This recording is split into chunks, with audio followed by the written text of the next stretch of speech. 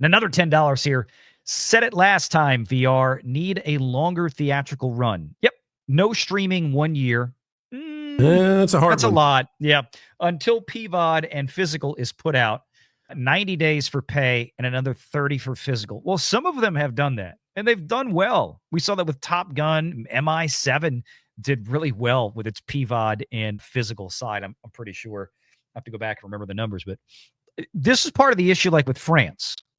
France had a rule that if you put it in theaters in France, you could not drop it on a streaming service for 12 months. Remember this years ago, Disney Plus, it was this whole problem because Disney Plus was going day and date with some things. They were doing it PVOD right away. And it was like, the French were like, well, you're not putting it in our theaters then, so they had to, so they wound up releasing the movies in France, but then they had to honor and this was like French law. This wasn't a rule at the theaters. Like the French had an actual law in France. They don't have enough to do in the government of France. I'll just tell you. Oh, no, not at all. But this was a thing. Now, I don't want that to be the case here in the States. Don't misunderstand what I'm saying. But yeah, I prefer it to have it. Look, 90 days in theaters. Okay. That should be the thing. 90 days. Now, especially for bigger budgeted things, 90 days should be the minimum. And the theaters could demand that. The theaters could get together and say in the next round of contracts, we're going to get a requirement here. AMC has gone along with some of this. They do it. They do it movie by movie. And look, the reason that AMC is letting it go, and I keep reminding people this, when you have these films that only get 17 days or less than 30 days, and I think there's a possibility that even Warner Brothers took a little bit of it on the chin, where, they put this thing not on streaming, I keep reminding people, but to PVOD after 35 days or whatever it was for Superman.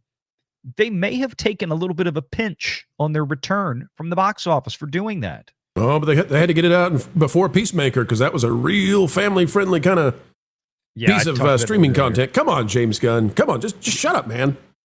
It was a weird decision. I mean, it could have just tell me what the conversation was with JB Perrette, because we keep reminding people, look, James Gunn could have said he wanted to do it, but ultimately that's up to JB Perrette to pull that trigger. Now, he's the head of distribution at Warner Brothers. That was his call ultimately. Okay. James Gunn is the head of a studio, right? Kathleen Kennedy, Kevin Feige, they don't ultimately have a say where things get to go. It ultimately boils down to who's in charge of distribution.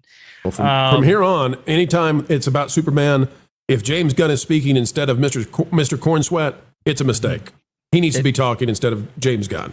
Yeah, I know. I agree with you there. But yeah, look, I agree, Hillis. We need proper windowing, right? 90 days at least in theaters. Then if you want to go to PVOD, I realize it's 2025. People want to, everything moves faster now with digital. But give it 30 days of PVOD, give it 30 days of physical media.